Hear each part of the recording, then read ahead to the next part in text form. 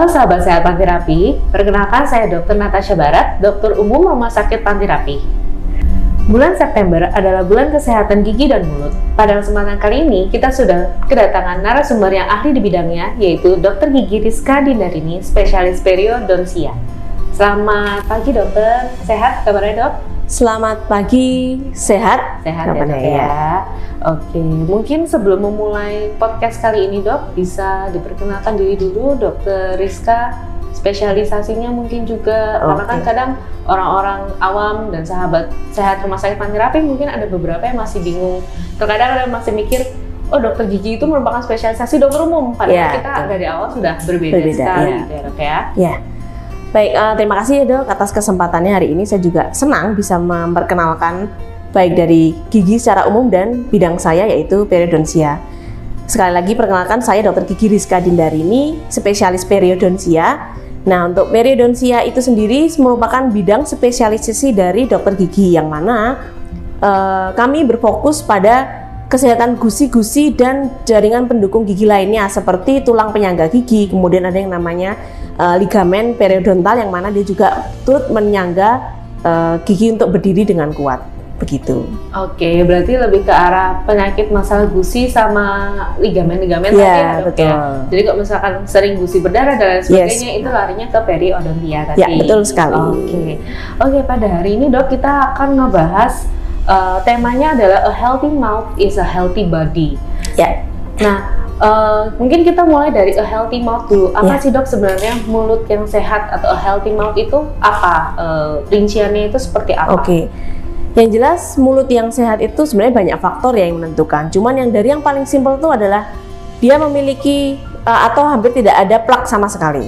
Jadi tidak ada plak, tidak ada debris. Debris itu adalah kotoran gigi yang baru aja nempel ke gigi kita, kayak kita habis makan, itu namanya debris. Tapi apabila dia sudah lama di mulut kita, itu sebutannya plak. Nah, yang jelas gigi yang sehat adalah tidak ada plak atau minimal plak, dan tidak ada karang gigi, kemudian tidak ada lubang gigi juga. Selain itu juga tidak memunculkan bau yang tidak sedap. Iya, gitu. Apa kesehatan mulut itu hanya berfokus di gigi atau ada organ lain di mulut juga ikut termasuk kesehatan mulut itu juga dok? Ya, tentu saja. Selain gigi yang harus kita jaga, kalau misalnya kesehatan mulut, jelas selain gigi yang kita bersihkan juga lidah, karena itu juga ada hubungannya juga. Kalau lidah kotor atau tidak kita bersihkan, nanti juga akan ada masalah yang muncul. Yang paling sering tuh paling mudah ditemukan adalah bau mulut sih biasanya. Kalau misalnya lidah juga tidak ikut dibersihkan, gitu. Nah, mungkin ini sedikit informasi ke sahabat sehat Pantirapi juga ya dok ya.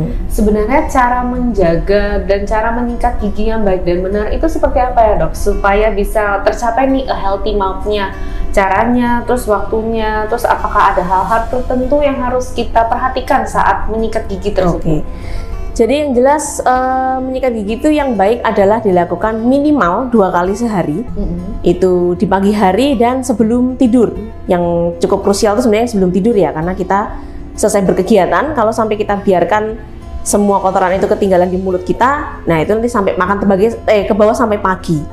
Jadi 2 kali sehari itu paling minimal. Kalau mau dibikin 3 kali sehari, it's okay, nggak apa-apa.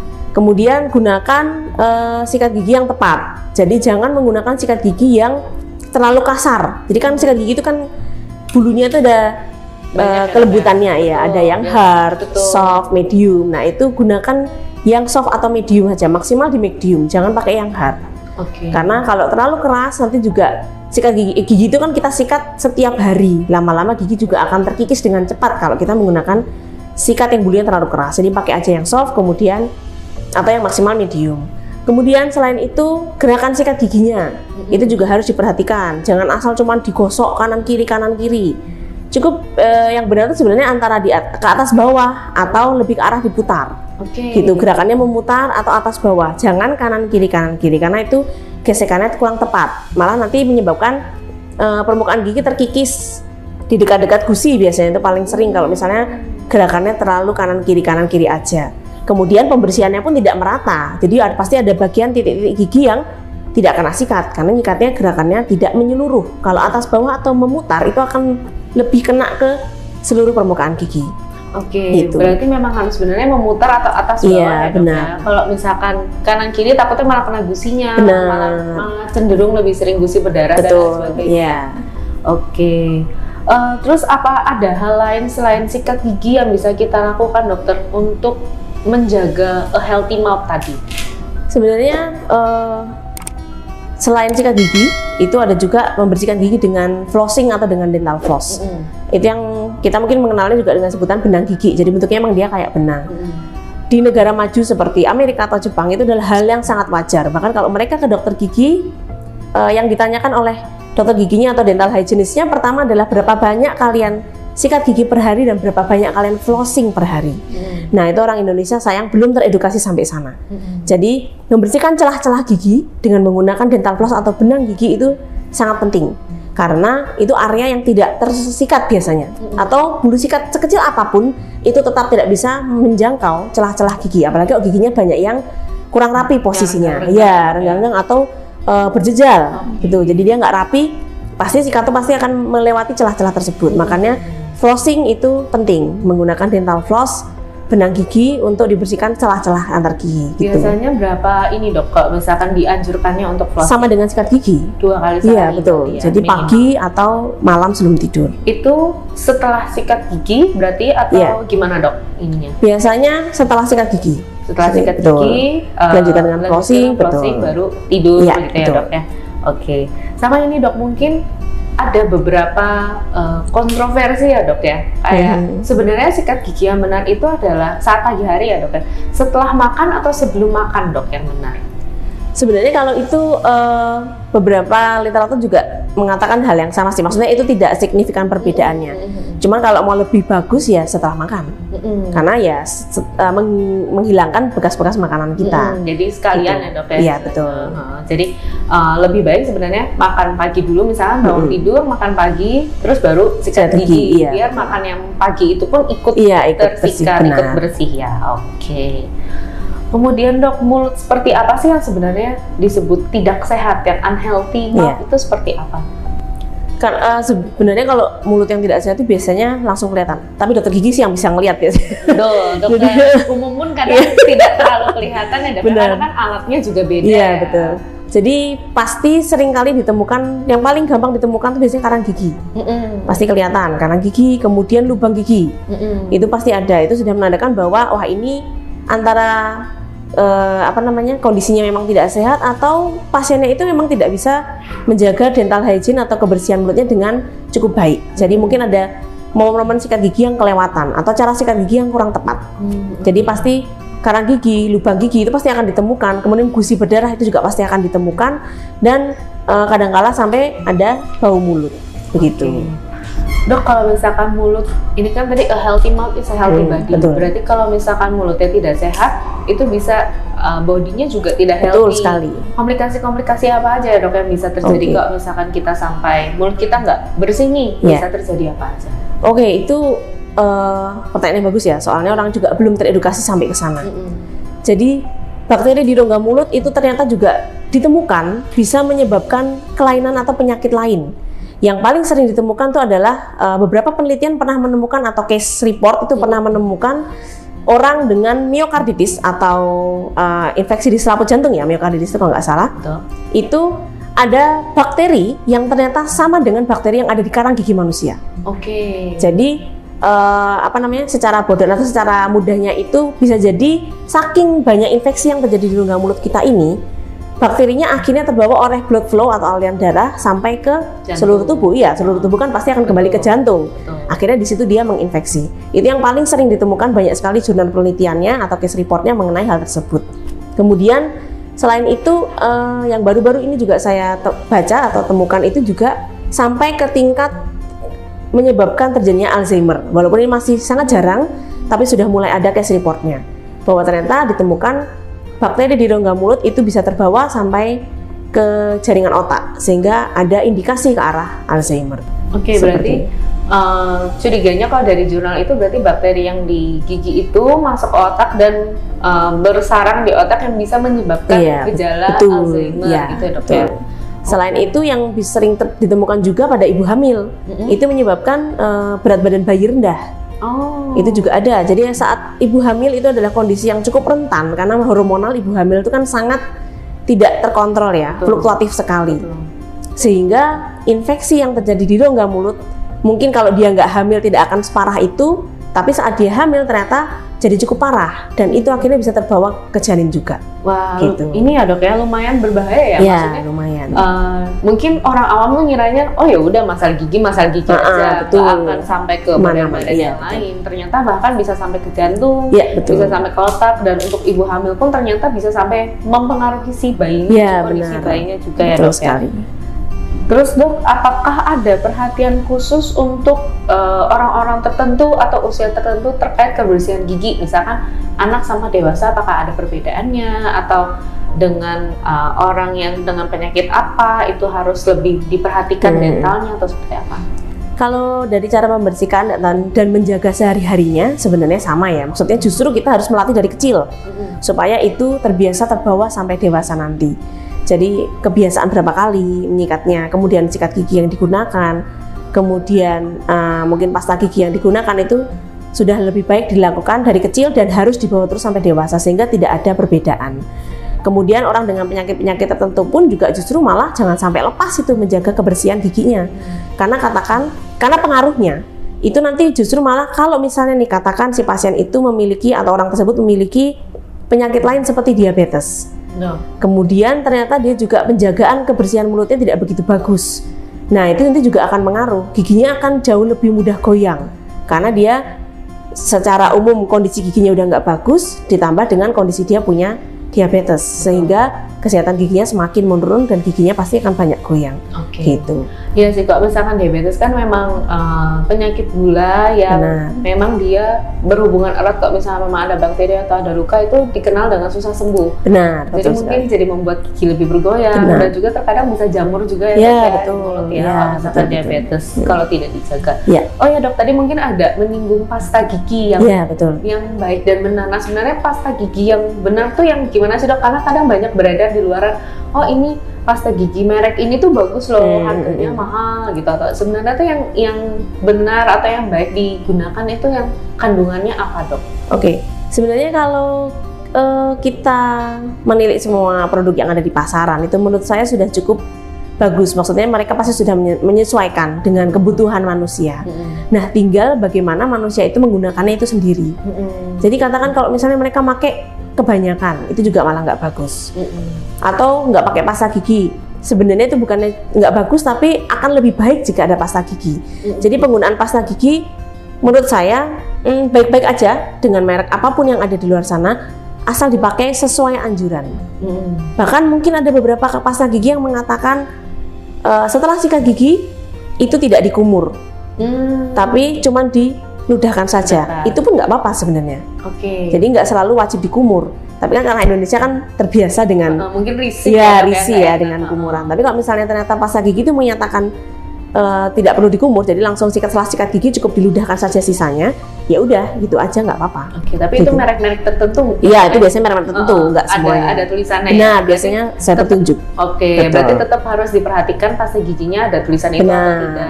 Misalkan ada tulisan itu ya monggo, tapi kalau misalnya tidak ada berarti tetap harus dikumur. Iya, betul. Jadi sesuaikan dengan cara pemakaian.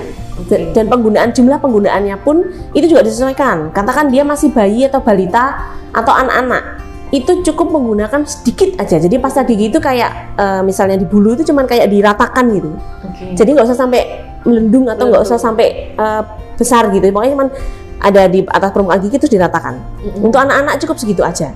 Nah kalau dewasa mungkin agak banyak nggak apa-apa. Mungkin hampir sebiji kacang gitu nggak masalah. Gitu. Jadi sesuaikan dengan dosis dan anjuran pakai. Tapi nggak usah sampai yang melendung. Nggak usah, betul. Orang-orang Indonesia kan mungkin lebih rasa mantap kalau udah paling berbusa banget gitu. Betul. Padahal itu nggak ada hubungannya. Sebenarnya nggak ada, betul. Sama ini dok, mungkin saya sedikit bertanya mengenai pasta gigi dan anak-anak. Soalnya dulu tuh sering beredar kayak ada pasta gigi anak-anak yang tidak berfluoride dan ada yang berfluoride. Nah itu sebenarnya yang baik tuh yang mana dok sebenarnya?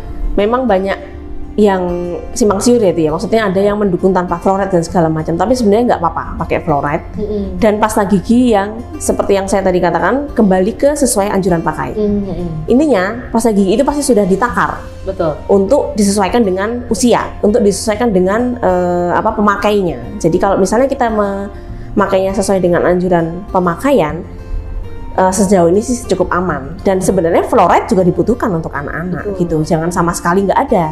Karena nanti biasanya pas pertumbuhan gigi dewasa itu akan malah mengganggu.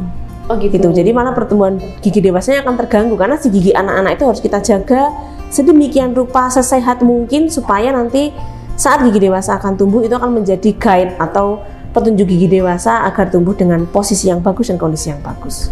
Gangguan yang tidak dengan fluoride itu apa dok? Maksudnya tadi kan dokter bilang kalau misalkan fluoride itu sebenarnya dibutuhkan juga. Yeah. Apabila tidak ada fluoride itu gangguan seperti apa yang bisa terjadi dok? Biasanya kekurangan mineral pada gigi itu bisa sering terjadi ya. Macam-macam, bisa gigi jadi mudah keropos salah satunya. Atau mungkin pewarnaannya itu justru malah dari kecil atau dari pertumbuhan sudah tidak begitu bagus. Oh, jadi malah cenderung lebih kuning saat dewasa. Karena giginya ternyata dari kecil saat pertumbuhan sudah mulai kekurangan mineral. Betul. Oh, oke, baik. Berarti sudah fluoride itu yang penting juga ya, ada penting, betul.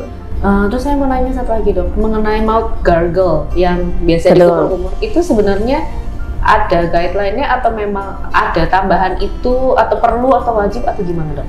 Itu sebutannya adjunct ya atau tambahan juga. Ya, jadi sebenarnya tidak diwajibkan, cuman kalau misalnya mau dilakukan tidak apa-apa. Jadi untuk membantu kebersihan gigi juga, misalnya dengan sikat gigi kemudian flossing lalu diendingi dengan gargle. Nah, betul, dengan kumur, obat kumur itu sudah jadi lebih baik lagi.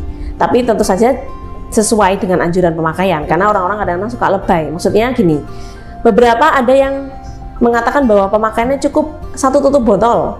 Ya udah 1 tutup botol aja, jangan dicairin pakai air. Gitu. Jadi kalau misalnya memang dikatakan 1 tutup botol, ya udah pakai 1 tutup botol atau setengah tutup botol, ya udah setengah tutup botol. Kemudian dikumurkan mengenai ke seluruh permukaan gigi. Jadi nggak usah sampai kok 1 kok cuma dikit banget, aku mau 2 gitu. Nggak perlu. Itu sudah cukup. Yang paling penting tetap kembali ke sikat gigi.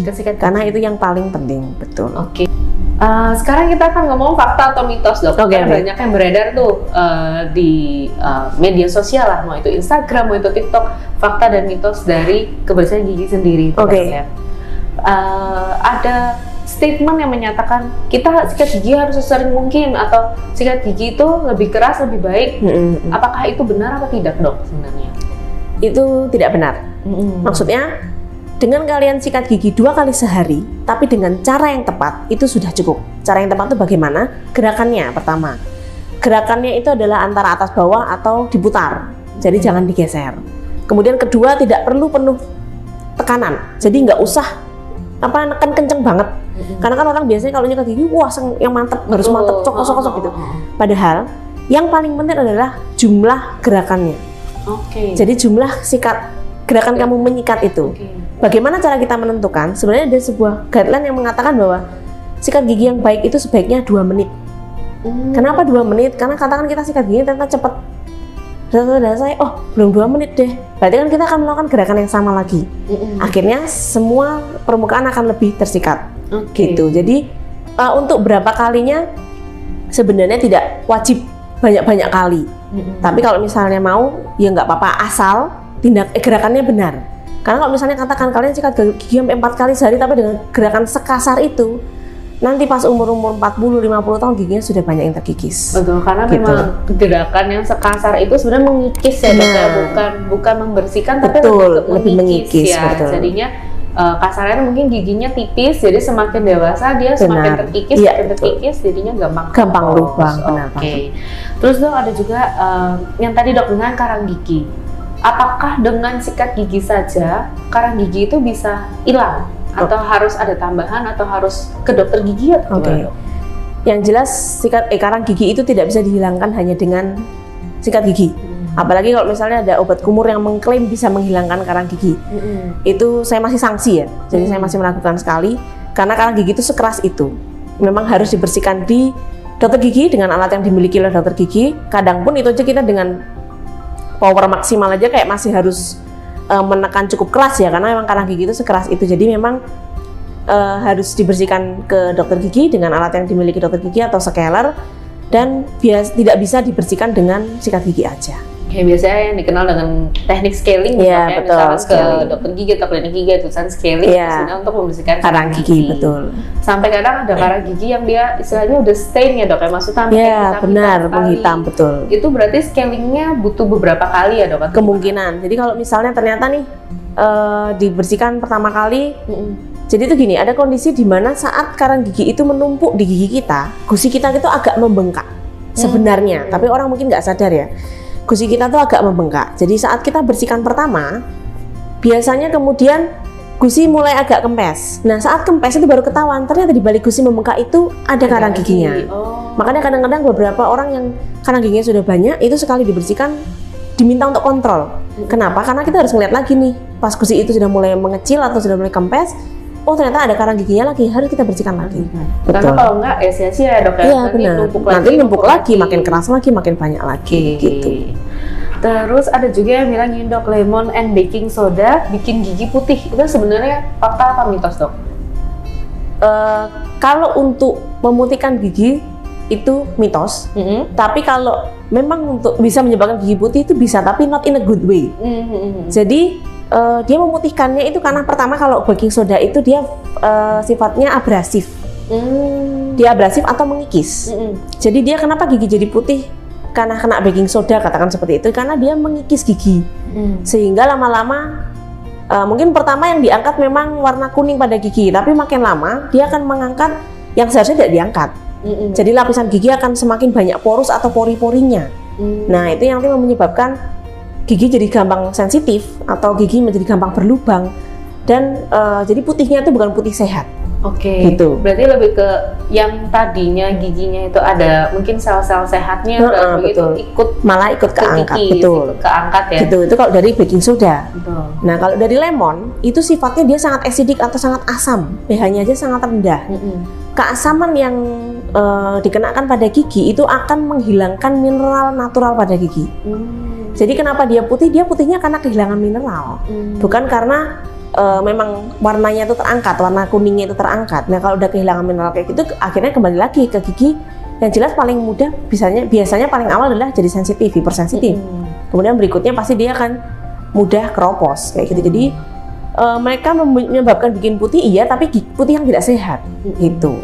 Jadi sebenarnya ada nggak sih dok cara memutihkan gigi yang sehat, yang benar? Sebenarnya ada. Jadi kalau mau memutihkan gigi atau kita bisa sebut dengan bleaching atau whitening itu ke dokter gigi, karena mereka mempunyai bahan yang sudah disesuaikan dengan kondisi gigi. Jadi bahan-bahan bleaching itu bukan hanya memiliki bahan dasar pemutih, mereka pun kadang-kadang juga memiliki bahan dasar untuk memineralisasi kembali. Sehingga saat warna kuningnya itu diangkat, dimunculkan warna putih, mineralnya tidak ikut terkikis terlalu banyak. Jadi dia akan mengembalikan mineral pada giginya lagi. Jadi lebih amannya kalau misalnya memang mau memutihkan gigi itu bisa ke dokter gigi. Kalau merasa risih kok kuning banget, bisa ke dokter gigi ya dok. Dan itu harus diulang dok, atau ada yang permanen atau tergantung beda-beda, setiap orang beda-beda gitu. Oke, kalau masalah mutihin gigi dengan teknik bleaching atau whitening itu memang nanti dikembalikan lagi ke gaya konsumsi pasien. Kalau pasien itu hobi banget ngopi, apalagi anak zaman sekarang ya dikit-dikit ngafe, ngopi gitu kan. Hobi banget ngopi, hobi banget makan makanan berwarna kuat seperti gulai, nasi padang gitu-gitu, pasti akan lebih cepat menguning lagi. Jadi ada kemungkinan dia akan kembali menguning. Dan gitu. Kembali harus kalau misalnya itu mau nggak mau harus bleaching lagi. Oke. Terus dok, next bukan fakta atau mitos selanjutnya. Cabut gigi itu katanya bikin buta, benar apa enggak dok? Oke, itu masuknya mitos ya. Jadi sebenarnya saraf pada gigi dan saraf pada mata itu terpisah. Secara dari pusat aja tuh nyabangnya aja terpisah, cabangnya beda. Kemudian di antara gigi atas dan mata itu pun ada rongga kosong yang kita sebut sinus biasanya. Jadi itu adalah hal yang sangat jarang terjadi. Kalaupun sampai terjadi itu pasti ada penyebab lainnya. Bukan cuma hanya karena cabut gigi. Beberapa waktu yang lalu sempat ada berita agak heboh tuh, ada orang habis cabut gigi terus buta. Padahal ternyata setelah dicari ke belakang lagi ternyata bukan itunya, karena dia punya penyakit lain, saya lupa kanker apa ya, kalau tidak salah. Dan itu ternyata yang akhirnya menyebar sampai ke situ. Jadi sejauh ini itu masih hal yang sangat amat jarang terjadi. Jadi kita masih sebutnya mitos karena itu memang jarang banget. Jarang dan hampir tidak pernah terjadi. Iya, hampir tidak pernah terjadi gitu. Jadi aman-aman aja sebenarnya. Kemudian dok, kan kadang orang ada yang terlihat gingsul gitu ya dok ya. Apakah semua gigi gingsul itu harus dicabut, dan apakah semua gigi berlubang itu harus dicabut? Oke, itu mitos banget sih kalau itu. Yang jelas gigi gingsul itu sangat bisa diperbaiki. Jadi kalau memang gigi gingsul itu kalian merasa tidak nyaman atau risih dan mengganggu penampilan, itu bisa diperbaiki dengan perawatan ortodonti atau kawat gigi, atau mungkin secara umum kita kenal dengan behel. Tapi harus ke tempat yang berkompeten. Jadi janganlah ke salon-salon behel itulah, jangan. Pergilah kalian ke dokter gigi spesialis ortodonsia, itu yang paling bagus. Dokter gigi spesialis ortodonsia, karena mau ngerapiin gigi sekecil apapun itu pasti ada resikonya, pasti ada sebab akibatnya, dan dokter gigi ortodonsia pasti akan mengkalkulasi itu dengan aman. Jadinya gigi kalian rapi, gigi kalian itu bagus dan tidak memiliki resiko jangka panjang. Betul. Kemudian yang kedua, untuk cabut gigi lubang ya, apakah wajib cabut? Gigi lubang apakah wajib? Iya. Nah itu kalau misalnya ternyata masih bisa diselamatkan, selamatkanlah. Jadi masih ada perawatan yang kita sebut dengan perawatan saluran akar, yang mana itu adalah untuk menyelamatkan gigi yang berlubang. Jadi gigi yang berlubang itu masih bisa dirawat, kemudian nanti di atasnya kita buatkan mahkota lagi atau kita tambah lagi. Itu masih bisa, jadi nggak selalu harus dicabut. Kalau misalnya ada kan pada beberapa pasien itu yang tinggal akarnya doang, dok. Betul. Itu apakah dilakukan perawatan saluran akar atau dicabut juga atau gimana dok sebenarnya? Oke, kalau yang tinggal akar jelas dokter gigi pun juga memiliki batasan ya. Jadi kita juga akan melihat, oh ini giginya sisanya tinggal segini nih, atau tinggal akar toh ini. Nah ini berarti memang tidak memungkinkan untuk dirawat. Kenapa? Karena nanti kan setiap habis kita lakukan perawatan saluran akar, kemudian nanti atasnya akan kita buatkan mahkota. Kalau ternyata sisa fondasinya tinggal akar aja, berarti kan pembuatan mahkotanya akan rasionya akan lebih besar daripada akar giginya. Akar giginya nggak mungkin bisa menyangga. Jadi kalau misalnya tinggal akar gigi tok, ya memang biasanya kita lebih ke arah ya sudah, ini apa boleh buat, kita nggak punya pilihan lain. Jadi dicabut, tapi pasca cabut jangan sampai tidak diganti gigi palsu, karena sebenarnya gigi yang ompong itu kalau nggak diganti gigi palsu akan menimbulkan masalah lagi di depannya nanti. Nanti geser-geser gitu. Betul, nanti giginya bisa geser, bisa condong. Atau kalau misalnya gigi bawah dicabut, gigi atas masih ada, jadi turun ke bawah gigi atasnya, gitu, memanjang. Atau bahasa Jawanya biasanya kita sebut modot gitu. Ya, gitu. Oke. Berarti itu ya dok ya, tadi beberapa fakta atau mitos ya, beberapa statement sih sebenarnya. Benar. Ternyata ya banyak mitosnya juga di luar sana. Jadi mungkin habis dari sini sahabat sehat Pantirapi udah lebih jelas nih dok, mana yang mitos, yang mana yang fakta, dan udah lebih mengerti juga. Oke. Terus dok, untuk sahabat sehat Pantirapi mungkin dan orang-orang awam lainnya dok ya, kapan sebenarnya waktu untuk ke dokter gigi? Apakah ada waktu tertentu? Apakah harus tahun sekali, 6 bulan sekali, atau seperti apa sebenarnya? Sebenarnya yang sudah diiklankan di banyak tempat, atau mungkin kalau dokter gigi mengatakan periksalah 6 bulan sekali, itu adalah waktu yang sangat tepat. Kenapa? Karena kalaupun ternyata untuk karang gigi itu dalam kurun waktu 3-6 bulan itu sudah mulai pasti akan terbentuk. Gitu. Setidaknya itu akan kita lihat. Kalau misalnya ternyata ada, ya udah kita bersihkan. Kalau nggak ada, ya udah nanti paling kita cuman ya pemeriksaan konsultasi sederhana aja. Cuman itu penting setiap 6 bulan sekali untuk dilakukan pemeriksaan secara rutin, biar kita tahu nih perkembangannya. Katakan tadinya nggak ada lubang, ternyata 6 bulan kemudian ternyata ada lubang, itu bisa terjadi. Atau dulu sempat ada lubang kecil, tapi ternyata 6 bulan kemudian menjadi tambah besar. Nah itu kan berarti sudah harus segera ditambal kayak gitu. Jadi memang paling cepat itu adalah kalau kondisinya memang baik-baik aja ya, maksudnya tidak ada masalah yang sangat serius, itu per 6 bulan sekali. Tapi kalau ada pasien-pasien saya kayak dia memang sudah memiliki kondisi yang cukup serius, saya biasanya malah mempercepat 3 bulan sekali harus kontrol. Cuman untuk paling umum, paling mudah diingat itu adalah setiap 6 bulan sekali. Jadi setahun 2 kali pemeriksaan gigi. Gitu. Berarti itu cara memang yang diiklankan itu udah paling pas ya, kan? Kecuali memang memiliki kondisi gigi tertentu yang mengharuskan kembali ke dokter gigi lebih cepat. Dan itu pun ditentukan lagi oleh dokter giginya, apakah sebulan sekali mungkin untuk perawatan selanjutnya, atau 3 bulan sekali dan lain sebagainya, dok ya. Oke, berarti kalau misalnya berapa bulan sekali, berarti 6 bulan ya dok yang paling tepat ya. Mungkin kita kalau misalkan untuk sahabat sehat Pantirapi, kita mengingatkan kembali aja dok tadi ya, cara membersihkan gigi berarti tadi 2-3 kali sehari minimal. Kemudian juga tahapannya itu dengan sikat gigi dulu, terus misalkan mau ditambah flossing itu lebih baik, ditambah gargle ya monggo silakan, tapi tidak ada kewajiban. Iya, betul. Kalau flossing mungkin lebih, kalau di luar negeri lebih dianjurkan, tapi di Indonesia belum terlalu gencar. Benar, belum gencar. Oke, terus yang penting sebenarnya gerakannya, bukan sekeras apa, tapi gerakan yang lebih memutar dan atas bawah tadi, dan selama 2 menit. Ya, selama 2 menit ya. Dan ke dokter gigi tidak hanya saat ada keluhan saja, tapi kalau bisa setiap 6 bulan sekali. Seperti itu ya dok ya? Oke, sementara mungkin dari saya sudah cukup. Dari dokter gigi, apakah ada yang mau ditambahkan untuk sobat sehat Tanti Rapi? Sebenarnya dari saya sudah cukup banyak disampaikan ya. Cuman moga-moga ini juga bisa membantu menjadi sebuah pelajaran baru buat sahabat sehat Tanti Rapi, biar aware dengan kesehatan gigi, karena ternyata dari gigi yang bermasalah tubuh kita juga bisa bermasalah. Betul. Oke, terima kasih Dokter Rizka atas waktunya. Dan sahabat sehat Tanti Rapi, selesai sudah podcast kita hari ini. Jangan lupa subscribe channel YouTube dan follow akun Instagram Rumah Sakit Tanti Rapi. Rumah Sakit Tanti Rapi, sahabat untuk hidup sehat.